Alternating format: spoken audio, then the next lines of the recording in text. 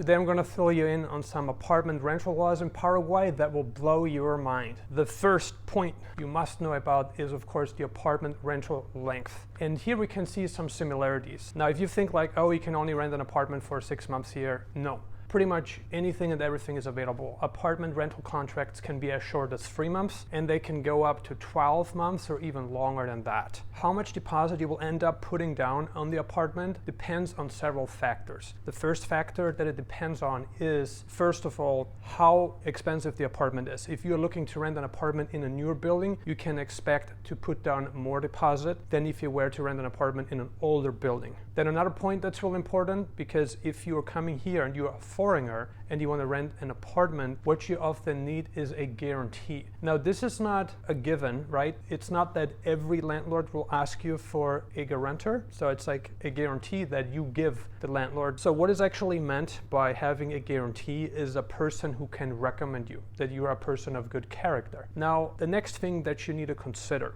is if you want to rent an apartment in Paraguay, you also have to show that you have consistent income. And this may not be true for all apartments and not all landlords. It depends on the number of factors. So oftentimes you can rent an apartment and probably put down 1 month deposit for you to be able to rent it. In other cases, you may not need a deposit at all. It really depends on who you're renting from, what their conditions are, and sometimes, like I said, you may be able to rent an apartment without a deposit. Let's say you're new to Paraguay. You've never been here, you don't have any contacts, you have no sort of guarantee. You're new, you don't have a cedula yet, no residency, you don't know anybody, yet you want to rent a really nice apartment, but you just don't have any like backup, you don't really have any history in the country. What you can do, and this is quite common across many countries, what you can do is you can actually pay a lot of months in advance. Let's say you were to enter a 6-month apartment rental contract, and this is to avoid having to prove, for instance, that you have been in the country for a long time, and let's say you don't know anybody, like I said. What you can do is you can pay for the whole year up front, or like what we said now, you can pay for 6 months up front. So you technically do not have to pay any more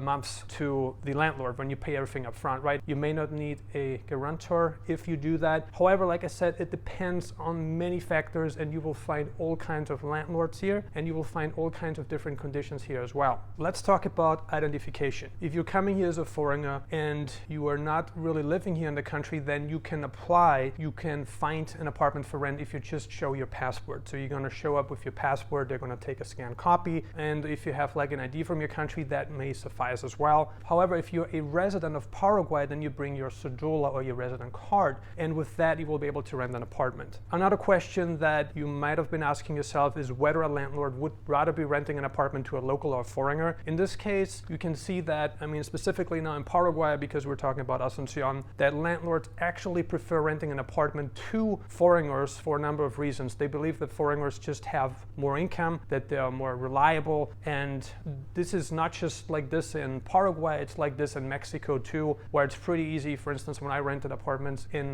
Mexico, it was actually much easier for me to rent than, for instance, in America, where I always have to prove income, where, you know, they want to see like a lot of things. But in Paraguay and Mexico, it's actually much easier to rent an apartment as a foreigner than it is, for instance, in Spain, where the laws are completely against landlords, where landlords really have to pay very close attention to who they are renting the apartment to, because the laws are actually against the landlord. So they prioritize the benefit the tenants more. One concept, or should I say law, that you may not have known about Paraguay is the Usucapión, which is a law that states if you have rented an apartment for over 10 years and you have paid your taxes, you've paid your utility bills, and you've been the sole tenant of that apartment, and you have lived in that apartment for at least 10 years continuously, you actually own the apartment, or you can own the apartment in many cases. I know this is probably crazy now if you hear this for the first time. Wow, I didn't think that I can rent an apartment for 10 years and own it after I have paid all the bills, but this is actually a law that exists in Paraguay at this time, and we're now in January 2024. To summarize, what do you need to rent an apartment in Paraguay? Well, first of all, you need a form of identification, your cédula, your passport. Then secondly, you need some proof of income. You need to show the landlord, the real estate agent, that you have funds available. You can show like a bank statement, you can show your salary slip, and this ideally needs to be from Paraguay. There might be some cases, there might be some landlords and real estate agents that will accept